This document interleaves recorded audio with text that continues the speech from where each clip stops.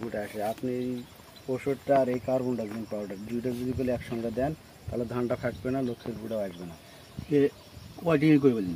এটা আপনার 33% জমিতে 100 গ্রাম, অবশ্যই 3 থেকে 4টি ইউজ করবেন। এটা লিটারে 1.5 গ্রাম করে দেওয়া লাগে। আর এটা আপনার কটা আছে যায় হিসাবে দিছে। হ্যাঁ না না, এটা কয়দিন হবে এটা দিয়ে? ওটা 3 থেকে 4 টেঙ্গে। এখন তো 4 টেঙ্গির কমে পানি শেষ করা যাবে না, গাছ যেহেতু আপনার 4 টেঙ্গি হলে আমার আর পড়ে না, 12 টেঙ্গি নাকি তো? আপনার 5 বিঘা না 6 বিঘা? 5 বিঘা। এখন বেশি হয়ে 20 টেঙ্গি নাকি? 20 টাকা নেই। হ্যাঁ, তাহলে 20 টেঙ্গি যদি করে আপনার নাগে, তাহলে আপনার এটা হচ্ছে কয়টা আছে? 5টা নয়, 4 5 20, 5টা প্যাকেট হলেই হবে।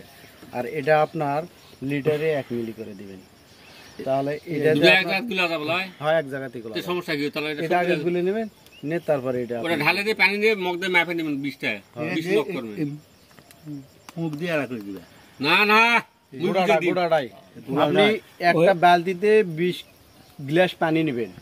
হ্যাঁ বুঝছি। পানি না নিয়ে এই পাউডার গুলা কাটে দিবেন, দিয়ে ওটা একটা ঘন্টা দিবেন, দিয়ে এই ওষুধটা গোড়ালটাই দিয়ে দিবেন, ছাড়ে গোড়ালটা ঢালে দিবেন, দিয়ে ঘুটলাটা দিয়ে ওই ঢোলটা ভরে নেবেন না, প্রতি ঢোলে 1 গ্লাস করে না পানি না, দিয়ে আর দিবেন। দল শীত পাবে না পারি, সে কথা কলো অনেক দিলে আসি না, না অনেক না কাজ হবে। তাও হবে। ঠিক। যদি কাল 10 টেঙ্গি পানি কয় সিবি নেন, হবে এটা তাহলে দিয়ে? এটা তো আছে 400 ml 400 ml নয় 40 ml, তাহলে কয় কেজি? 10টা 40 10 কে 400 হতো তাহলে। 40 10 দাম গাই 10 12টাই হবে, 10 থেকে 11টা।